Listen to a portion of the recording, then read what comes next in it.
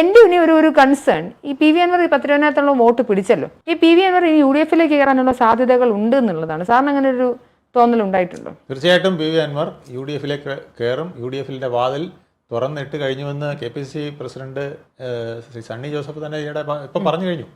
അപ്പോൾ ഇനി ആരും അതിനെ എതിർക്കുമെന്ന് തോന്നുന്നില്ല. അത് ഇന്നല്ലെങ്കിൽ നാളെ അല്ലെങ്കിൽ വരും ആഴ്ചകളിൽ അത് സംഭവിച്ചിരിക്കും. അതിന് മുമ്പ് ഒരു കാര്യം പറഞ്ഞുകൊള്ളട്ടെ. സ്വരാജിന്റെ കാര്യം മനോജ പറഞ്ഞപ്പോൾ ഒരു കാര്യം പറയുണ്ടായി. ഈ വളരെ ധിക്കാരപരമായും പരുഷമായിട്ടുമൊക്കെ പെരുമാറുന്ന ഒരുപാട് LDF പ്രവർത്തകർ അല്ലെങ്കിൽ LDF ജനപ്രതിനിധികൾ ഉണ്ട്, അല്ലെങ്കിൽ പാർട്ടി നേതാക്കളുണ്ട് എന്നുള്ളത് മറക്കാൻ പറ്റില്ല.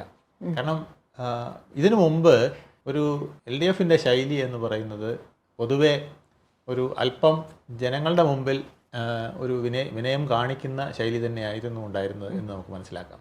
EMSന്റെ വളരെ താത്വിക ആചാര്യനും ഒക്കെ തലതൊട്ടപ്പനും ഒക്കെ ആയിരുന്ന EMS ആണെങ്കിൽ പോലും, അതല്ലെങ്കിൽ ഏറ്റവും കൂടുതൽ കാലം മുഖ്യമന്ത്രിയായിരുന്ന 11 വർഷം മുഖ്യമന്ത്രിയായിരുന്ന EK നായനാരായാലും വെട്ടിനിരത്തിൽ വരെ നടത്തി എന്നൊക്കെ പറയുന്ന VS പോലും ജനങ്ങളുടെ മുമ്പിൽ പാർട്ടിയിൽ ചിലപ്പം ശക്തി കാണിച്ചിരിക്കും, ഉദ്യോഗസ്ഥരോട് ചിലപ്പോൾ തട്ടിക്കയറിയെന്നിരിക്കും, ചിലപ്പോൾ ചില സന്ദർഭങ്ങളിൽ വളരെ ഗർവ് കാണിച്ചെന്നിരിക്കും.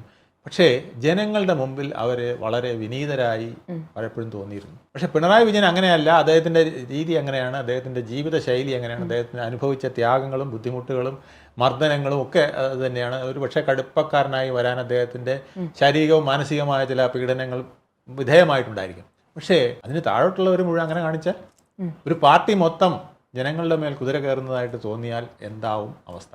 അതൊരു പ്രധാനപ്പെട്ട ചോദ്യമാണ്. ആ ഒരു ചോദ്യം അണികളെങ്കിലും മനസ്സിലാക്കേണ്ടതാണ്, മറ്റ് പ്രവർത്തകർ മനസ്സിലാക്കേണ്ടത്, ജനപ്രതിനിധികൾ മനസ്സിലാക്കേണ്ടത്.